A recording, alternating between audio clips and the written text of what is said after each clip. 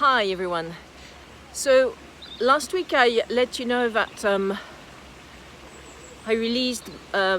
we released our latest article, which is about the TuneIn judgments which were handed down back in 2019 and then 2021 in appeal by the UK courts about TuneIn, the radio application TuneIn.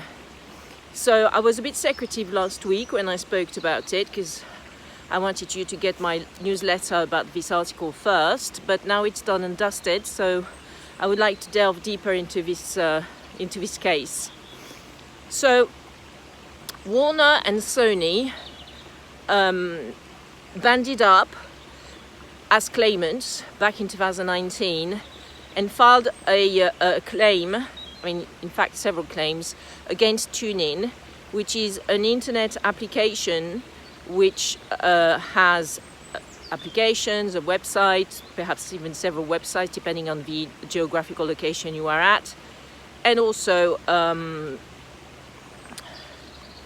website, some applications, and it's also set up on several hardware, such as the Bose hardware or the Sonos hardware. Okay, and it also has some radio channels itself, TuneIn. So it's an American internet company which provides basically URL links. It links to a vast amount of internet radio stations around the world. In fact, it has more than 100,000 internet radio stations, worldwide internet radio stations, which are listed on its various applications, websites, and softwares. So it's great because you have the impression, that you are in Africa while actually you're having a jog in London, just by going on TuneIn and being able to link to a Nigerian radio station or a Ghanaian radio station, and it can be the same with Latin America. So it really is great because you have this sense of ubiquity where you are at several places in the world at the same time. However, due to these claims filed by Warner and Sony, the labels Warner and Sony, the TuneIn capabilities have been severely restricted in the UK. Why? Well, back in 2019, Justice Beers, the judge during the first degree case, which was in front of a High Court of England and Wales, handed down a judgment which found TuneIn liable for infringement of Section 20 of the 1988 Copyright, Design Right and Trademark Act from the UK. And in particular, Section 20 of this Act relates to the right of communication to the public. What the Justice Beers said in its judgment from 2019 is by linking to certain types of internet radio stations, TuneIn was infringing the right of communication to the public. And so more specifically, Justice Beers divided these internet radio stations listed on TuneIn in 4 categories. The first category were the radio stations which are basically UK radio stations, which obviously therefore already pay some neighbouring rights. So here I refer you to my article in-depth article about what neighbouring rights are, because I won't delve into it, apart from saying that it is the copyright on the sound recording, and so you can get some royalties on the copyright of sound recordings, okay, which are basically paid to entertainers, musicians and labels. So coming back to my point, those UK radio stations such as BBC Two or Classic FM, etc., were already paying UK neighbouring rights to right holders through PPL being the Neighbouring Right Collective Agency. in the UK. So these can stay on TuneIn when TuneIn is being used by some users in the UK, obviously because there's no infringement there, since some neighboring rights are being paid to PPL by those internet radio stations. The second category is the internet radio stations which are actually either based in countries which don't have any neighboring rights regime, or based in countries which have a neighboring rights regime but do not comply with it. So, for example, Nigeria FM is based in Nigeria, and Nigeria has a neighboring right system, but this internet radio station, Nigeria FM, does not pay, is not compliant with this neighboring rights system, because it doesn't pay any neighboring rights to the collecting society in Nigeria. And for example, Kazakhstan FM is based in a country where there is actually no neighboring rights regime in this particular country. They haven't come around to actually creating a neighboring rights regime. So therefore, obviously, these categories of internet radio stations which are either non-compliant or based in countries which don't have any neighboring right regimes are not going to pay any neighboring rights to the right holders to PPL in the UK, obviously. So these ones, Justice Spears said in its 2019 judgment, infringe Section 20 on the right of communication to the public of the UK Act, the 1988 Act, but TuneIn as well, because TuneIn allows these type of internet radio stations to be played in the UK through its application, website and software. And TuneIn said, yeah, but we actually ask those internet radio stations to provide us with a warranty that they are in compliance. So they have to sign, this waiver, which means that TuneIn cannot be held responsible in case they do not comply with paying neighboring rights royalties. And Justice Spears said, well, that's not my problem, that's not a way for you to waive your responsibility. You are still primarily, so it's a primary infringement of Section 20 on the right of communication to the public. So this is very frustrating for TuneIn, because it means that in the UK it has to stop playing overlinks to this kind of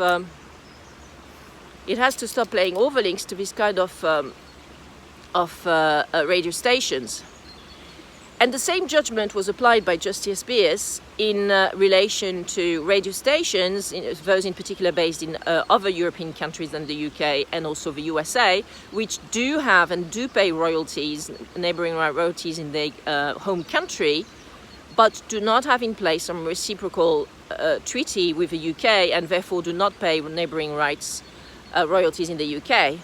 And Justice Spears, for this third category of radio stations, also said, off with their heads, these ones as well, you can't play in the UK, otherwise you are infringing Section 20 of the Act. So again, it means that users like myself, because I do use TuneIn on my Sonos, Sonos sound system at home, and also while I go jogging. It means that I can't listen to these American radios or, pan-European radios on TuneIn anymore, because it's been banned by these judgments. And then there was another bit about a great recording option application that TuneIn had in its software, which allowed users to actually record some bits of programs they were listening to on these internet radio stations.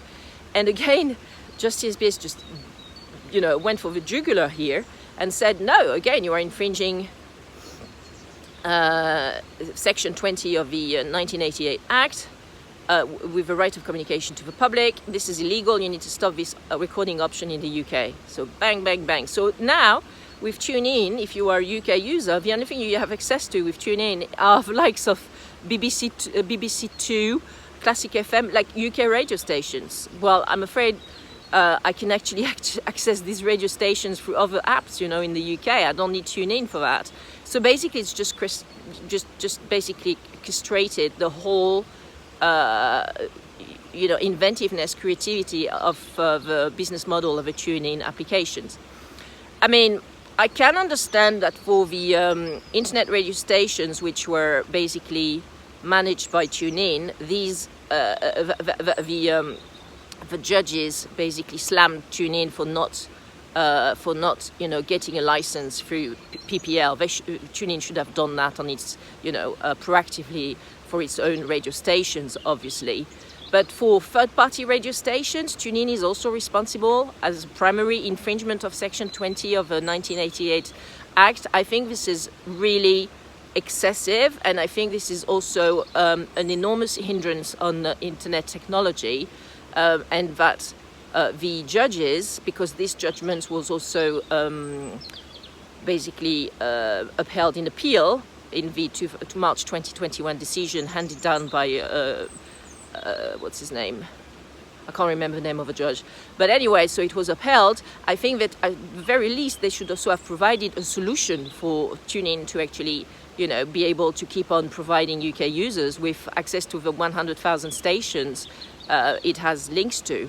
So my personal view is that TuneIn should now reach out as soon as possible to PPL to get a worldwide license for the right owners and start paying the UK neighbouring rights.